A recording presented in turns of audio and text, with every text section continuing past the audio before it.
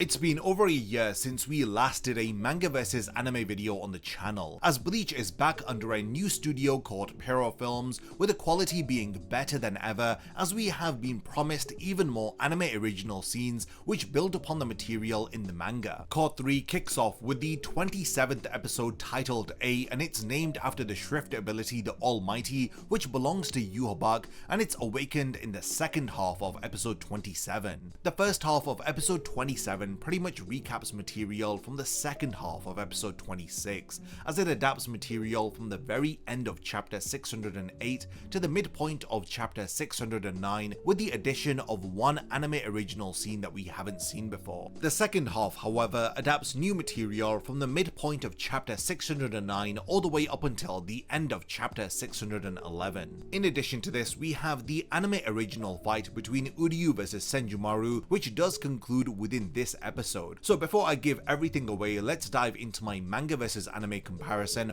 of episode 27 of the 1000-Year Blood War arc anime. If you want to hear my thoughts on the all new opening and ending songs for Cour 3, then be sure to check out my review which I posted yesterday. So I will be refraining from talking about scenes which are one-to-one adapted from the manga, as we will solely be focusing on what has been cut, changed and added to the anime. We got really tired of the same old boring anime shirts, so we decided to launch Getsuga.com with the aim of creating designs inspired by our favorite anime and manga. We came up with designs that look cool and represent all of our favorite stories. Check out the latest Instinct collection, which features some amazing designs like this Frosted Heavens design inspired by Toshiro Hitsugaya, or this Instinct design inspired by Hollow Ichigo, and my personal favorite, which is the Heart design, which was inspired by Ukiura Shifa. Do not miss out, go to Getsuga.com and wear your favorite stories. Episode 27 begins with Nimaya exclaiming that he is about to show them how Squad Zero gets serious. Now all of this is streamlined content which was adapted from the second half of episode 26. When Senjumaru activates her Bankai in episode 26, we saw Isshin and Ryuken reacting to the tremors which were created from a Bankai release in the world of the living. But this episode shifts to an anime original scene which we haven't seen before, where Ichigo and the others react to a Bankai release. Ichigo comments that this is the Reiatsu of Senjumaru, as Yoruichi adds that she has activated her Bankai. Ganju is overwhelmed by the spiritual pressure, as he says that he has never felt anything like it before. Ichigo adds that his new clothes, new powers, and everything that he was taught was from the Zero Division, and it leads to Orihime asking Ichigo that if they are that amazing, then they won't lose to the Quincy, right? Ichigo agrees that they most likely can handle Yhwach and his Quincy, but he does give off a bit of a defeated expression after saying this, as it hints that he may not be so confident in their ability. The episode then cuts back to Senjumaru's Bankai as she defeats each of the Schutzstaffel members.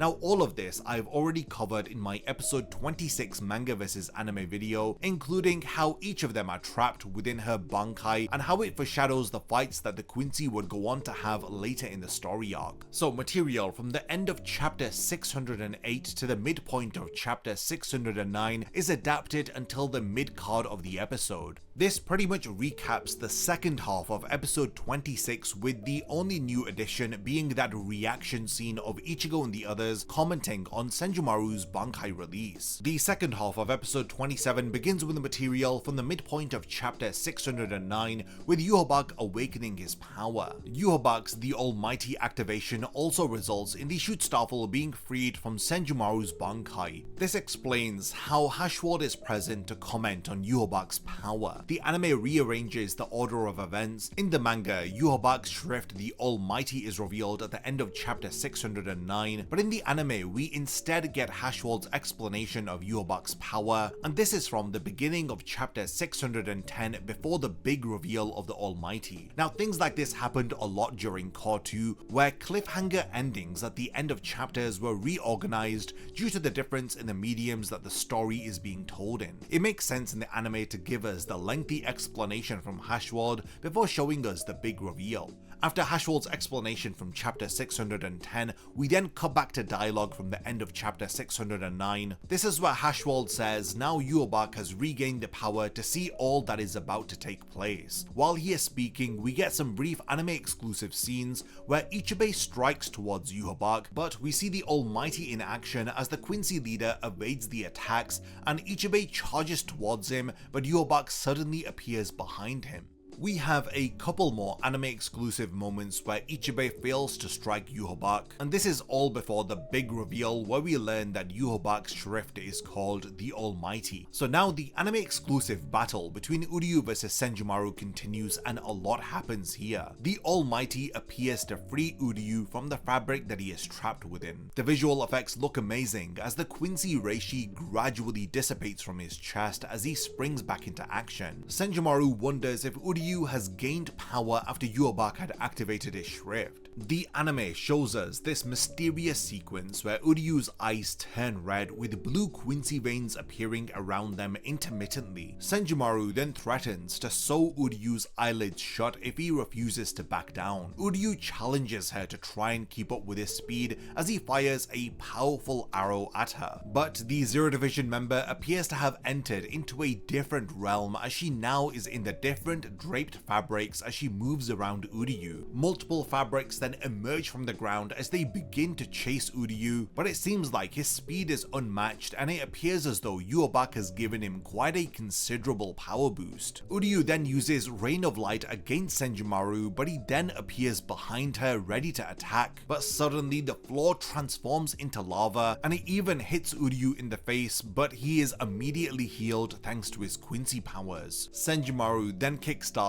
a epic counterattack as she questions what a Quincy can hope to accomplish against her. She once again escapes into her fabrics which spin around Uryu, raining down rocks at him. Uryu avoids the rocks with ease as she then tells him that she will get rid of Uryu and the remnants of his race. Now shockingly, hollows begin to fall from the sky, but they are effortlessly destroyed by Uryu, but he ends up being trapped by one of her fabrics which strangely seem to appear from within the body of a hollow that Uryu has just destroyed. Now while he is stuck, Senjumaru smiles as more hollows spawn out of her fabric and begin to rain down towards Uryu. While he struggles to destroy them, he ends up being fully trapped by her fabric and is now grounded. She tells him that she does not enjoy toying with her opponents, saying that if he only remained within the human world then he would have avoided death. She calls him an insect as she pierces the back of his neck with a sewing needle. Now this is in fact the Shikai form of a Zanpakuto Shigarami.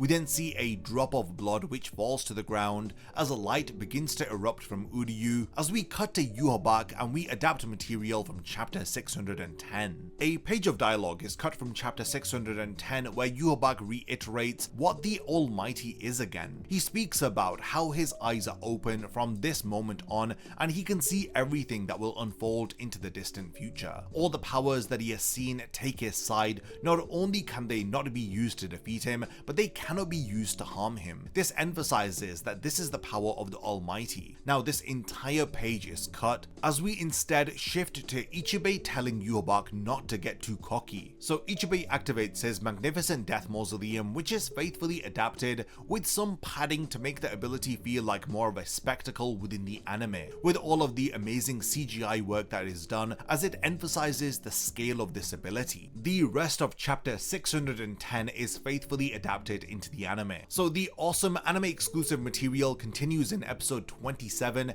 as towards the end of the episode we cut to Uryu gaining yet another power boost as it seems like he is activating his holy form, as Senjumaru questions if he really thinks that he can escape her Bankai, but Uryu tells her that it is her who is trapped within her own Bankai. Suddenly we see Senjumaru with her own fabrics wrapped around her like a cocoon, as Uryu draws his bow and swears upon the pride of the Quincy that he will kill her. He fires an arrow directly through her as he appears to have won. Ichigo, Urahara, Ukitake, as well as Mayuri appear to be seen reacting to the defeat of Senjumaru. Uryu is then shown to be struggling to wield his new boosted power as he falls to his knees while releasing his holy form. We once again see those red eyes here and the blue Quincy veins and sparks of reishi around his body. After gaining control over his powers, Senjumaru's Bankai quickly becomes undone time as Hashward and the other Schutzstaffel members appear behind Uryu. Before cutting to the credits, the first 7 pages of chapter 611 are adapted, and this is where Yhwach declares that the Zero Division has fallen. This perfectly syncs the anime back up to the manga, seamlessly having integrated all of these anime original sequences which we have just seen involving the Schutzstaffel versus the Zero Division. We get an anime original scene here while Yhwach ascends to the Soul King's palace, as steps appear which are made up from reishi. This is honestly one of my favorite sequences from this entire episode. While he is climbing, we get glimpses from Yhwach's backstory which happened at the start of episode 14. Then we see the flashback where Yhwach had met Ichibei from 1000 years ago, and this was from episode 24. During all of this, Yhwach speaks about the loss that the Quincy have endured at the hands of the Shinigami. He says that the purpose of the war against the Shinigami was to destroy the calamity that is the Soul King.